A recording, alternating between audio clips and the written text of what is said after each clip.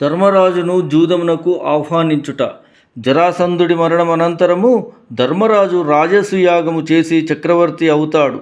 రాజసూయాగానికి వచ్చిన దుర్యోధనుడు ఇంద్రప్రస్థ వైభవాన్ని చూసి ఈర్ష్య ద్వేషాన్ని పెంచుకుంటాడు. అక్కడ ఉన్న అలంకారాలు, అద్దాలతో నిర్మితమైన తలుపులు, ద్వారాలు, అందమైన అలంకారాలను చూస్తాడు.